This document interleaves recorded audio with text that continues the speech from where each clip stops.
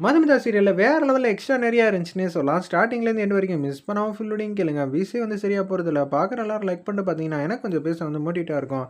நம்ம மதுமிதாவோட பாட்டி வந்து அவங்க அம்மா கிட்ட சண்டை போட்டுட்டு இருக்காங்க ரேணுகா கிட்ட.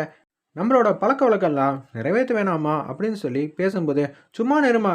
இதெல்லாம் உன் மாப்பிள்ளைகிட்டலாம் பேசிக்கிட்டு இருக்காத. இந்த பழக்கவழக்கமே என் பொண்ணுக்கும், பையனுக்கும் வேணாம். ஏய் என்னடி நினச்சிட்டு இருக்க? இதெல்லாம் கல்யாணத்துக்கு முன்னாடி செய்ய வேண்டிய பழக்கவழக்கங்கள்லாம் செஞ்சு தானே முடிக்கணும்.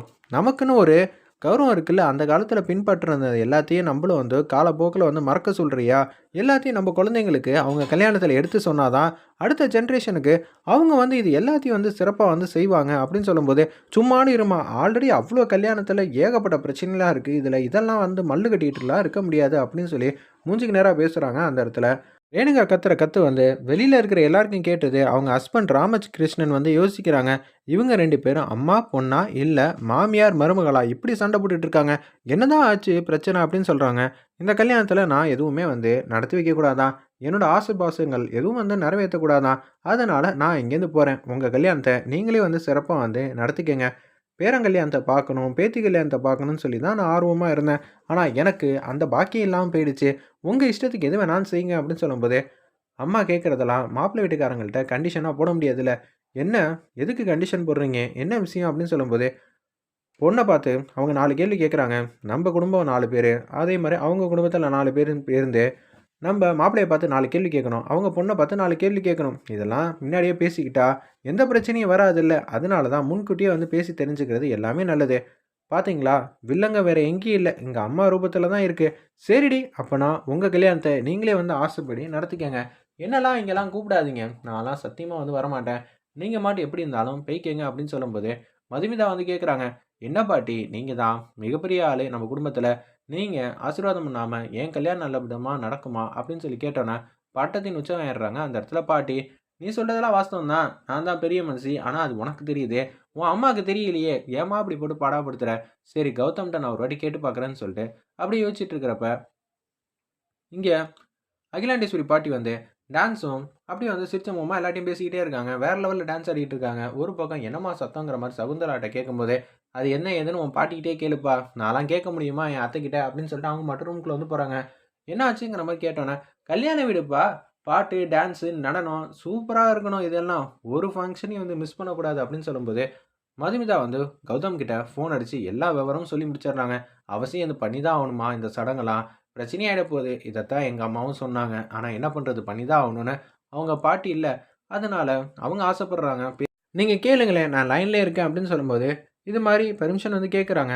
"என்னடா நம்மளோட பாரம்பரியத்த ஃபாலோ பண்ணவே நமக்கு நேரம் இருக்க மாட்டேங்குது. கல்யாணம் ரொம்ப பக்கமா இருக்கு. இதில அவங்களோட பாரம்பரியத்தலாம் ஃபாலோ பண்ண வேண்டிய அவசியம் இல்ல, தேவையும் இல்ல." அப்படின்னு சொல்லும்போது, "இல்லங்க பாட்டி என்ன நெனைக்கிறாங்கன்னா, அவங்க பேசினது எனக்கு இல்ல.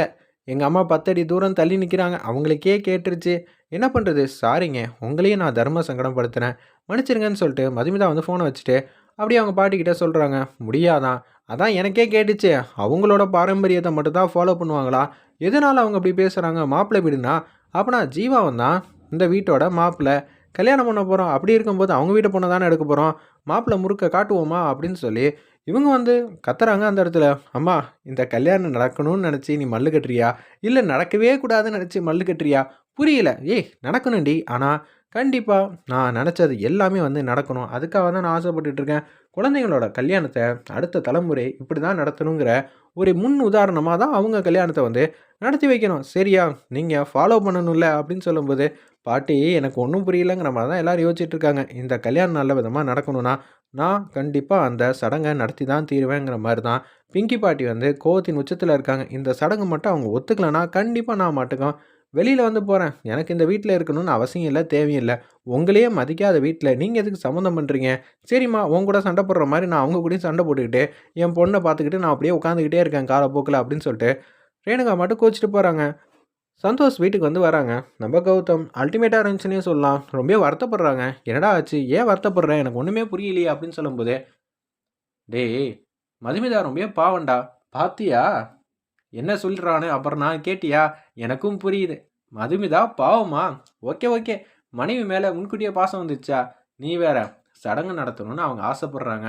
அவங்க வீட்டோட பாட்டி. அதே மாரி எங்க வீட்ல பாட்டிக்கிட்ட பெர்மிஷன் கேட்டா முடியவே முடியாதுங்கிறாங்க.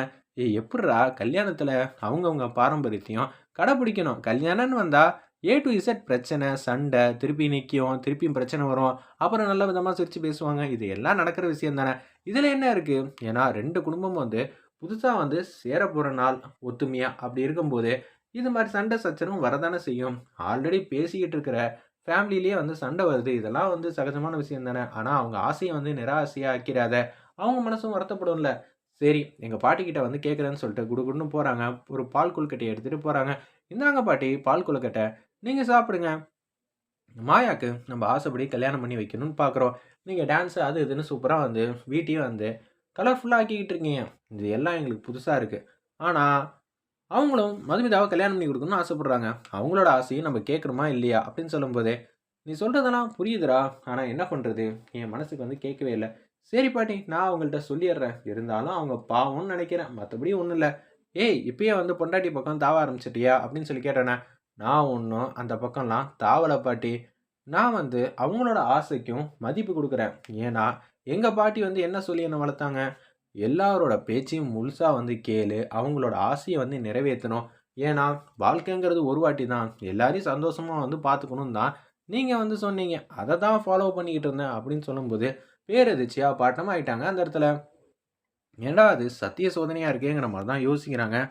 நம்ப அகிலாண்டேஸ்வரி பாட்டி, "சரி பேராண்டி, நீ மாட்டுக்கும். ஃபங்ஷன வந்து ஜமாச்சிரு. என்ன 4 கேள்வி தானே கேட்குறோம். நம்ம பதிலுக்கு அவங்க கேட்குற கேள்வியோட ஸ்ட்ராங்கான கேள்விய வந்து நம்ப கேட்போம்." அட பாவிங்களா! இந்த கல்யாணம் நடக்குமா நடக்காதான்னு தெரியலையே. கல்யாணம் நிக்கிறதுக்குன்னே இவங்க 2 பேரும் வந்து சண்ட போடுற மாரியே இருக்கே. 2 பாட்டியும் ஒரே நேரத்தில ஒரே வீட்ல இருந்தா எப்படி இருக்குங்கிற மாரி கௌதமுக்கு வந்து தலையே சுத்துது. குடுகுடுன்னு வெளில வந்து போறாங்க. மதுமிதா திருப்பியும் கால் பண்றாங்க. "நானே கொஞ்ச நேரத்தில உங்களுக்கு கால் பண்ணலான்னு தாங்க இருந்தேன். தயவு செஞ்சு எங்க பாட்டி வந்து அடம் பண்றாங்க. வீட்ட விட்டு போறேங்கிறாங்க. இந்த கல்யாணத்தில அவங்க மிகப்பெரிய ஒரு அங்கமா இருந்து, நம்ம 2 பேரும் கல்யாணம் பண்ணி வைக்கணும். ஆனா, அவங்க வீட்ட விட்டு போறது எனக்கு கஷ்டமா இருக்கு. நீங்க இன்னொரு வாட்டி உங்க பாட்டிகிட்ட கேட்கிறீங்களா? நான் கேட்கறது உங்கள தொந்தரவு பண்றது உங்களுக்கு சங்கடமா கூட இருக்கலாம். ஆனா, எனக்கு பாட்டி முக்கியமாச்சே." "ஆமாங்க. நான் வந்து முன்கூட்டியே வந்து உங்கள்ட்ட இந்த விஷயத்த சொல்லியிருக்கணும்.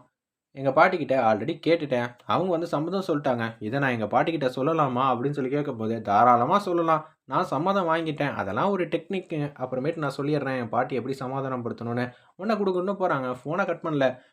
கௌதம் பேசி சம்மதிச்சுட்டாங்க அப்படின்னு சொல்றதுக்கு முன்னாடியே, மாப்பிள பேசி சம்மதம் வந்து சொல்லியிருப்பாங்கன்னு ரேணுகா வந்து கரெக்ட்டா வந்து கண்டுபிடிச்சிடுறாங்க அந்த இடத்துல. மாப்பிள்ளைய பத்தி எனக்கு நல்லாவே தெரியும். மாப்பிள வந்து இது மாரி செய்யக்கூடியவரு தான். ஏன்னா, என் பொண்ணு மேல அவ்வளோ அன்பு, பாசம் வச்சிருக்காருங்கிற மாரி சொன்னோனே, ஓகே, ஓகே. நான் நாளைக்கு கேள்வி கேட்கும்போது எல்லாமே தெரிய போதுங்கிற மாரி, அந்த இடத்துல பிங்கி பாட்டி வந்து சொல்லிட்டு இருக்காங்க. "பாத்தியாம்மா, அந்த குடும்பத்துல பணம், காசுக்காகலாம் என் பொண்ண வந்து கல்யாணம் பண்ணி குடுக்கல. மாப்பிள்ளையோட தங்கமான மனசு தான். என் பொண்ணுக்காக இப்பயே பேசுறவரு, கடைசி வரைக்கும் பேசிட்டு இருப்பாருல்ல. இதுக்காக தான். அவங்க 2 பேரும் ஒத்துமையா இருந்தா, அதை விட எனக்கு ரொம்பவே சந்தோஷம் வேற எதுவும் இல்ல. இருந்தாலும் என்ன மாப்பிள கொஞ்சம் குண்டு" அப்படின்னு சொல்லும்போது, "அம்மா நான் இன்னும் ஃபோன கட் பண்ணல" அப்படின்னு சொல்லும்போது, "ஐய்யய்யோ! இத மாப்பிள கேட்டுட்டாரா?" அப்படின்னு சொல்லும்போது, நம்ப கௌதம்க்கு தூக்கி வாரி போடுற மாரி காட்டி, இந்த எபிசோட அருமையா, மாஸா, காமெடியா வந்து முடிச்சிருந்தாங்கன்னே சொல்லலாம்.